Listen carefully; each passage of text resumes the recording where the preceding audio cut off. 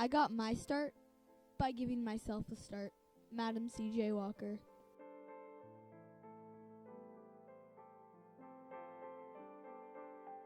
Madam C.J. Walker was the first African-American female millionaire who was an activist in women's rights and had her own cosmetics line.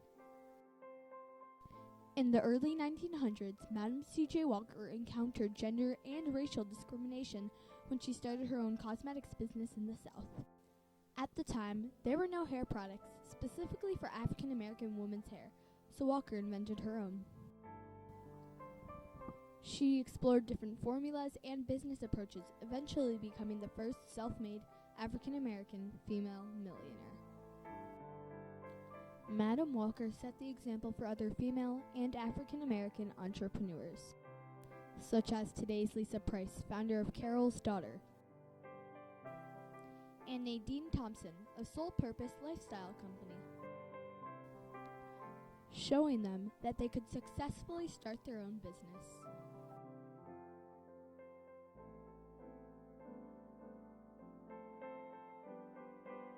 Madam C.J. Walker was born in a cabin on a plantation in the Mississippi Delta in Louisiana as Sarah Breedlove Walker on December 23, 1867, which was 2 years after the Civil War ended. Her family lived in a dirt shack with no windows, door, water, or toilet. While African Americans were set free by the Emancipation Proclamation in 1863, they still did not have equal rights or standing within the community, and as a result faced many hardships. Sarah was the daughter of Owen and Minerva Breedlove and had two siblings, a brother and a sister. The Breedloves were sharecroppers, which were poor people who farmed land for wealthier landowners.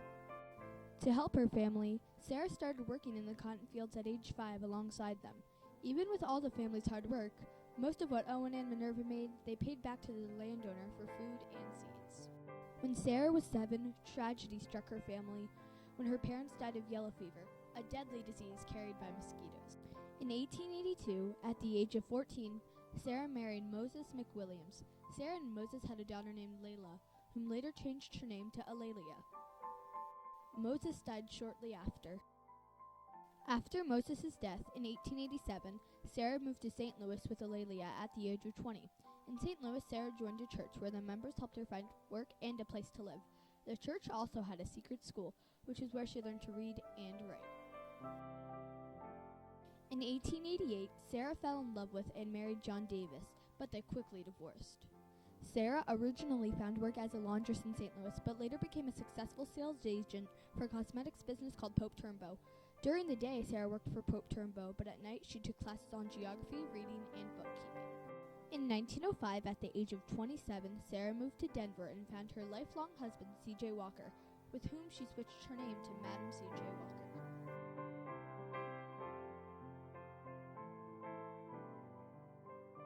It was during her time in Denver that Madam started her cosmetics company and began on the path to success. There were many reasons Madam started a hair care and cosmetics company. One reason was that her hair was thin and dry, and she wanted a solution for the problem. Every night after working as a laundress, she found strands of hair in her bandana because of it. Another reason was that she didn't buy products from the store because they didn't work on her hair.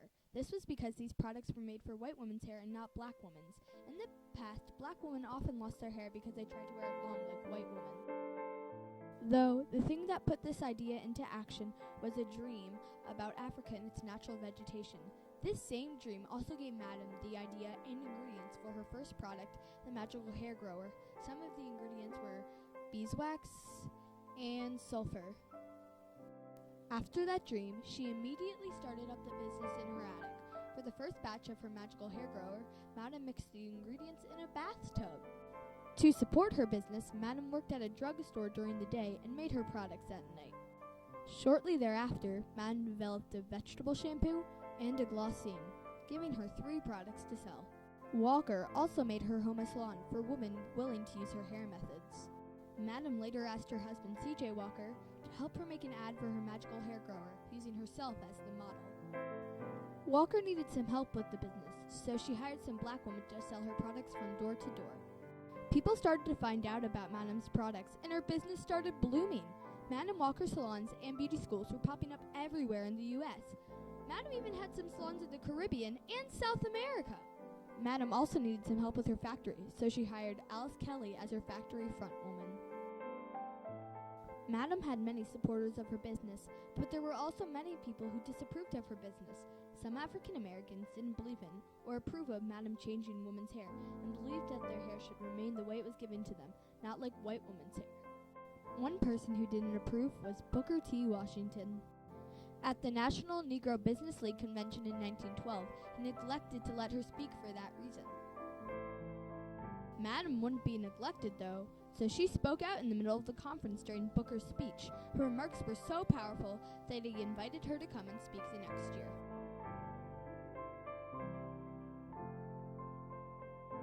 After more than 20 years as a successful business person, Madam died on May 25, 1919 at the age of 51 years old.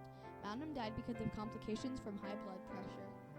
She had been diagnosed with this condition, but chose to ignore the warnings from doctors to slow down in order to address her illness.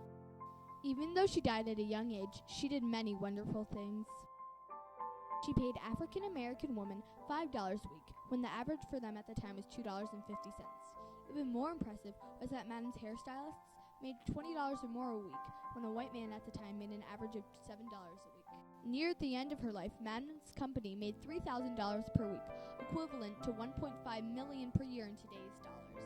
Madam's family also grew when her daughter Alelia had a daughter named May. Madam later asked them to live with her in her last home, Villa Lawario, in Irvington, New York, which is now a national landmark. Madam loved to give back to others. She donated much of her money to those in need and gave scholarships to those who couldn't afford her beauty school, focusing her charity on African American women. From inventing her own products at age 37 to having over hundreds of salons in the U.S. and over 25,000 people working for her, Madam Walker was undoubtedly a successful business person. She also made a difference in her community by working towards African American and women's rights and took part in lobbying for and using her influence to support the Anti-Lynching Act. Even beyond her lifetime, Madam advocated for women by directing in her will that a female would always run her company.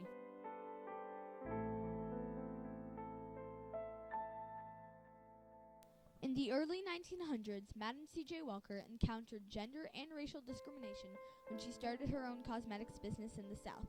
At the time, there were no hair products specifically for African American women, and the current ones damaged her hair, so Walker made her own.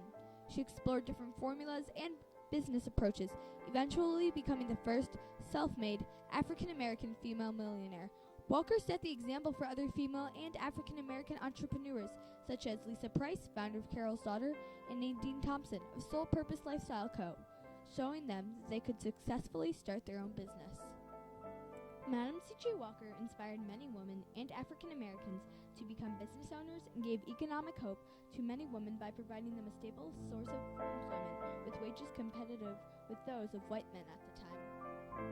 She provided for the continuing education and social empowerment of many women by establishing a college for hair training and gave scholarships to those who could not afford to attend, giving everybody an opportunity for an education.